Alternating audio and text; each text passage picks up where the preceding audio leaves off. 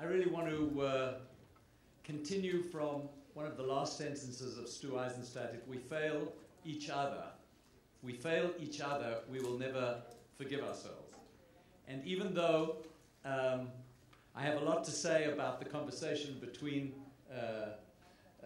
Pierre and the Director General of the Prime Minister's office, I had some role in this report as well. I actually want to try to shift my remarks to deal really with the issue that Stu Eisenstadt raised for us, to ask the question not so much about the matsui, not so much about the current state of Israel-Diaspora relations, but rather about the ratsui, about the desiderata, the desirable.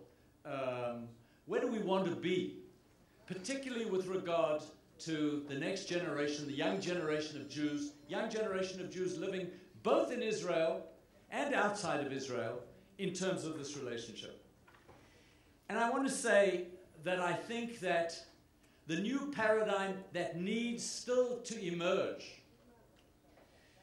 needs to rest on a conversation that has three very distinct legs. The first leg is the leg of asking the question, who am I and who are you? I think that very often these discussions kind of about Jewish cultural citizenship on both sides of the ocean, and I'm not only talking about the United States and Israel, I'm talking about Jewish communities throughout the world, we often end up having too stylized, too frozen conversations. We don't actually look at our deepest cultural assumptions and look at not only what is common, but often what is so different between us. Jewish history as an endless series of conversations about what non-Jews have done to Jews and how Jews have reacted to what non-Jews have done to them. But Rottenstreich often said that you could also have a different reading of Jewish history about a set of conversations of how to mine Jewish civilization and how Jews have mined this civilization in every era, have gone into the texts, have gone into Jewish civilization to ask the question of what should Jewish life in our time, in our culture, in our civilization look like. And that is, I think, the most creative impulse of Jewish life. It's happening in Israel, but it's also happening outside of Israel. And we have to ask ourselves how these two conversations can learn how to talk to each other.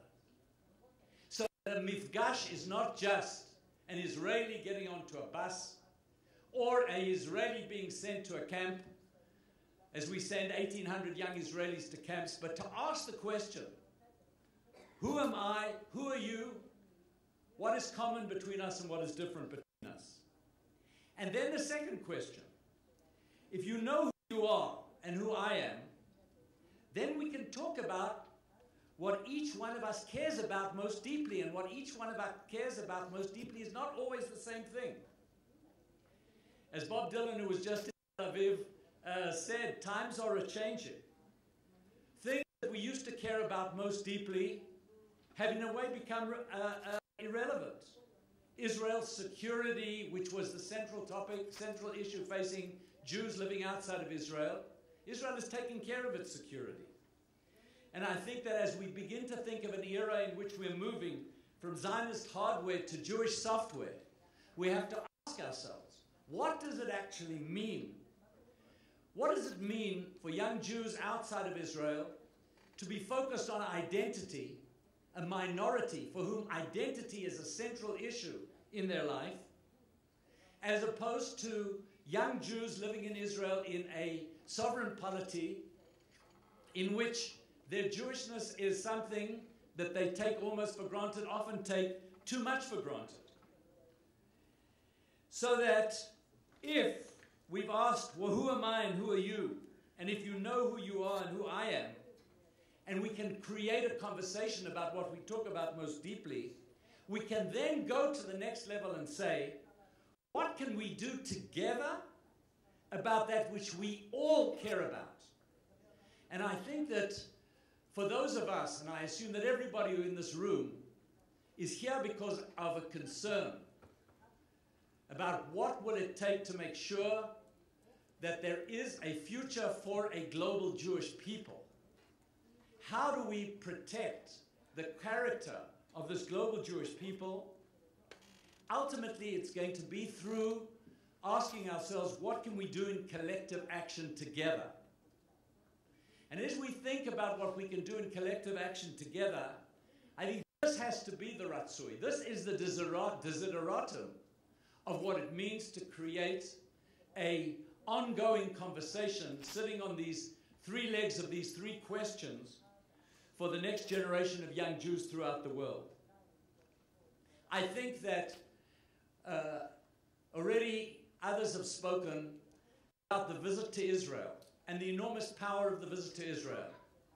And Birthright is on a track to get to 50,000 young Jews every year. And Messiah is growing by 1,000 every year, and there will be 11,000. And yet we are missing a middle rung for those 20,000 American year-abroad college students who go abroad, of whom only 700 come to Israel. We're missing a 6-week to 8-week program in the middle. We're missing a significant increase in young people in the high school years. We're missing opportunities for internship because Israel has a way to engage young people and to turn on the spark of identity, while at the same time we see in Israeli society that there are a wellspring of young Israelis who are motivated by social activism. Dafka in this period of enormous economic development of Israel, there is a parallel development of young Israelis who are seeking to be involved in social activism that offers a bridge into connection with their peers in Jewish life. And what would it be like if we were able to create more mechinot, more pre-academic academies now are beginning to exist in Israel, in which young Jews from the diaspora and young Jews from Israel spend a year, those before college and those before going into the army. And what would it be like if we were able to send young Israelis out from this country together with diaspora peers, as is happening in Tevel B'Tzedek in Nepal, to work in helping to repair the world in third world countries? What would that do for each one of these populations? How would this further the conversation, where each one talks from where he is and where he is, and the other one talks from the place that he is or she is? I believe that ultimately the issue is not about what separates us, but the issue is about what joins us. And I think that the time has come for us to think deeply about how do we begin to build the terms for the conversation about what a future ongoing dialogue, or if you want, a paralogue of the Jewish people would be, would actually bring our next generation closer to each other and not feel that they're being taken further away from each other. Thank you very much.